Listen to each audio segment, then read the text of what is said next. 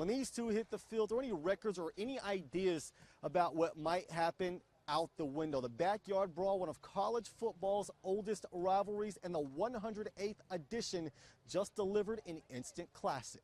One more, the first ever Class 4A state champion. They're graduating 7 seniors.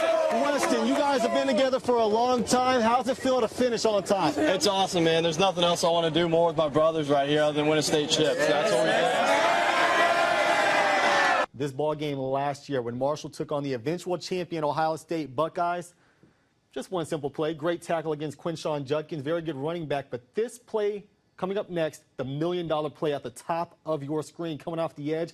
That spin move would have had almost every tackle in the country in a blender. And, of course, Will Howard almost didn't stand a single chance. And, of course, the bow and arrow celebration, Mike Green. So much speed. I'm going to tell you what that play reminds me a whole lot of. Let's go back a few weeks ago whenever the Pro Day was over in Huntington. This 3-cone drill would have ranked #1 amongst defensive linemen and linebackers. Look at the speed going around that last corner. Yeah, it looks a whole lot like that sack against Ohio State. This is in the 99th percentile for this 3-cone drill. You kind of get the idea as to why he could be a quarterback's worst nightmare. Let's look at some more of that speed. This is a very speedy quarterback from Virginia Tech, but nobody's too fast for Mike Green. He didn't run an official 40 time because he had a hamstring injury, but I guarantee you that that number probably ranks amongst the top as well. And then on this play, they tried to chip him with a faster man, a receiver. It still didn't work. Mike Green plays with an absolute insane motor, always finds his way in the backfield, and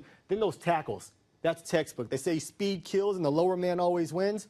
Mike Green won a whole lot now. As for where he'll go, well, on WCHS tonight at 8, the NFL draft is here.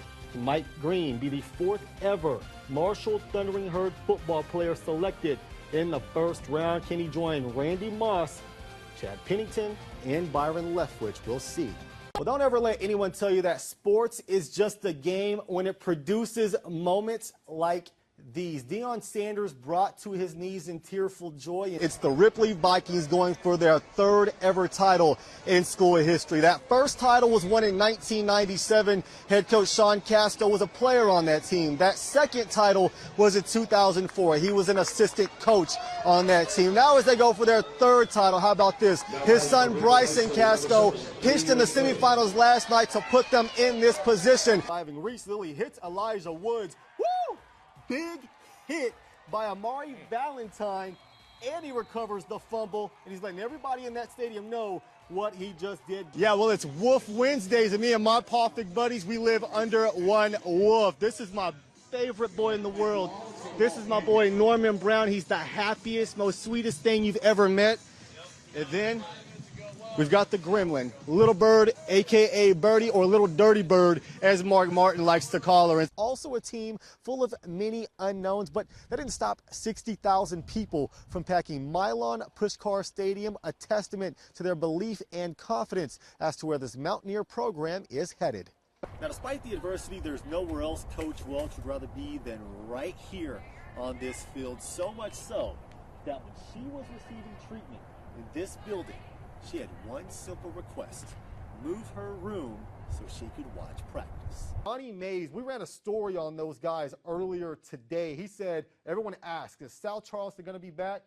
We'll be back. Way to put your money where your mouth is. You start the football season 1-0.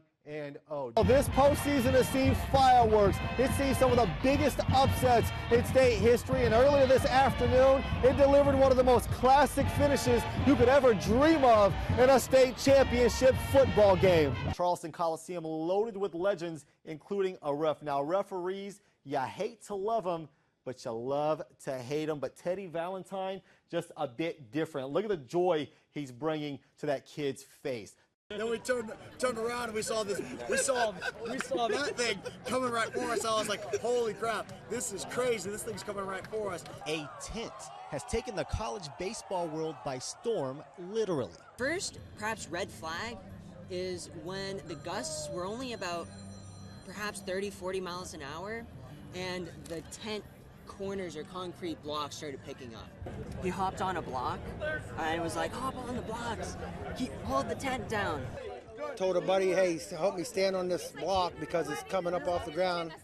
He jumped off, and before I knew it, I was up in the air and I took a ride. And all everyone else could do was watch as 50-plus-mile-an-hour wind gusts tossed those concrete barrels meant to weigh down the tent. And by the time he realized it, it was a bit too late. I got to the point that I was high enough. I was like, it's too late to jump, so I'm just going to hold on and ride it out. And then hit the ground and was unscathed for the most part, so I was good. Got up and started helping other people that got hurt pretty bad.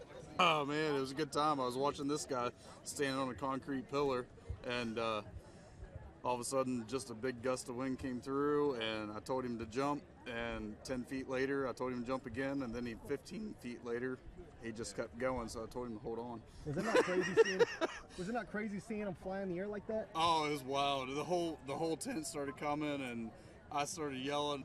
I swung around and just got hit in the back of the head by the tent. And this all happened as the Mountaineers and Cal Poly were set to hit the field in the 8th inning before the game got postponed. One moment, fans were watching as the Mountaineers were just 6 outs away from Omaha. The next, they didn't know what hit them. At first, I didn't think much of it. I thought it was a car accident. All of a sudden, I just see it start coming, and I just kind of ran into fight or flight mode. What made you think it was a car accident? Because I saw all the concrete pillars and nothing else was really going except the small stuff, so I'm like, you can't take a tent like that. But those caught in the chaos knew all too well just how easily this massive tent was taken. All I had to look back, and the whole pole just comes in, nails me on the back. I roll over the curb, and I'm like, oh, shit, well, I'm alive. I'm grateful to be alive. And when the storm settled and the game resumed, those rabid fans on Randy's Ridge were ready for the Mountaineers to punch their ticket to the College World Series. I had sacrificed an injury for this win, so feeling good.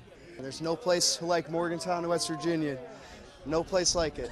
Now we got baseball to play. We're going to watch us win this series. Let's go. Country roads, take me home to the place I belong, West Virginia.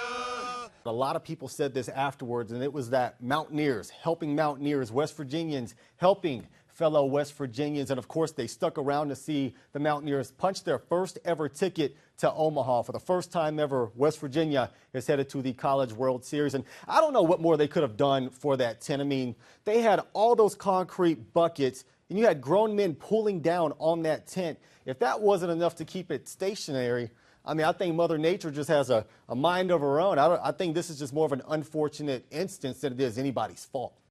From Winfield High School, number 2, Ty Lockery. And we are Ty Strong. On West Virginia High School basketball's biggest stage, Ty Lockery, a reminder of the bigger picture. In the middle of his battle with Hodgkin's lymphoma, his will to overcome strengthened by the love of every community. I mean, it's so much. The support that so many people have shown me, it just makes me feel so much better knowing that I'm not alone through this journey. Cancer is a scary word, but Winfield was not going to let him do this alone. His friends and teammates even shaving their heads, a community with him every step of the way, making sure he was still very much a part of this team. I tell you, his friends are awesome. Now with him from the beginning of his journey, a major milestone as the Ty Strong movement echoed through the Coliseum. 1, 2, 3, Winfield!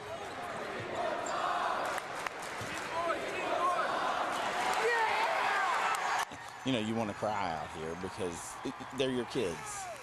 In this group, I've coached them since 2nd grade. I've moved up to middle school, and I've been with them a long time. So to just have them, period, and then to have this going on, there's not even words to explain how proud I am of him for the fight he's doing now. And, I mean, how many people can go through this fight and still play?